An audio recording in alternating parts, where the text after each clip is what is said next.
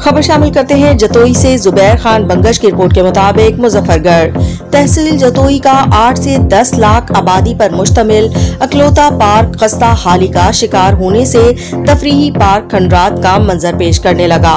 तहसील जतोई का 8 से 10 लाख आबादी पर मुश्तमिल जतोई का अकलौता तफरीही पार्क सरदार कोड़ा खान पार्क खस्ताहाली का शिकार। शहरियों की वाहिद तफरीगाह भी जानवरों के ठिकाने में तब्दील। शहर के ऐन वस्त में मौजूद कोड़ा खान पार्क को करोड़ों की लागत से बनाया गया। शहरियों को सेहतमंद सरगर्मियां मैसर करने के लिए बनाया जाने वाला पार्क बीमारियों का सबब भी बनने लगा है।